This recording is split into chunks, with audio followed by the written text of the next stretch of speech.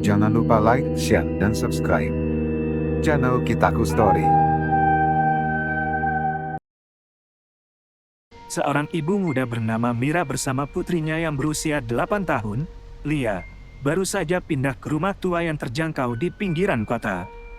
Mira merasa lega karena akhirnya menemukan tempat tinggal yang pas dengan anggarannya, meski rumahnya terlihat agak kuno.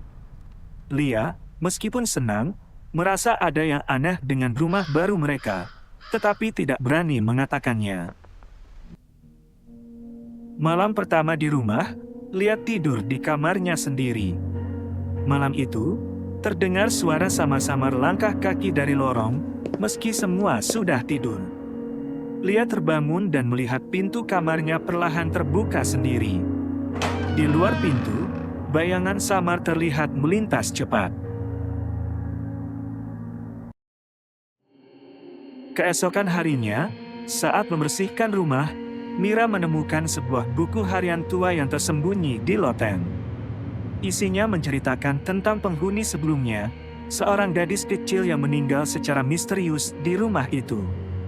Semakin Mira membaca, semakin terasa mencekam, karena ada detail-detail yang mirip dengan Lia, seperti boneka yang selalu dibawa Lia dan mainan yang sering Lia mainkan di kamar. Malam berikutnya, Lia mulai menunjukkan perilaku aneh.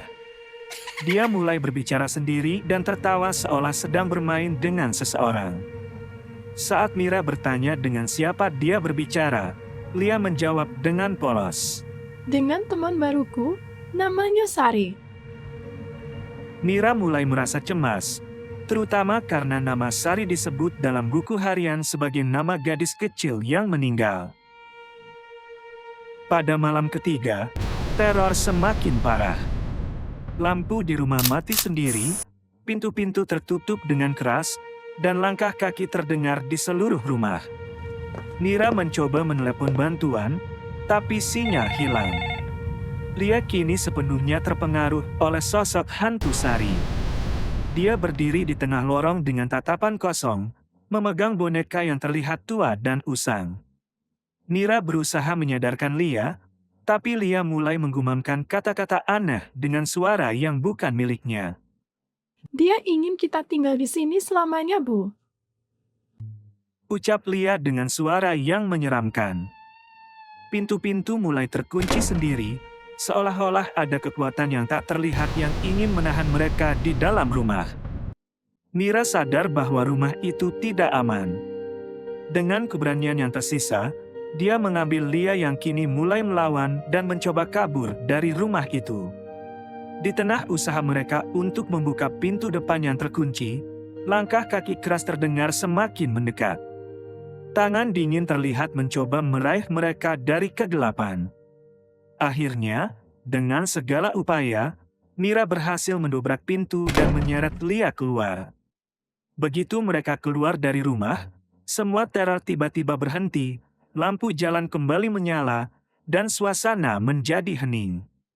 Lia, yang sebelumnya kerasukan, kini pingsan di pelukan ibunya.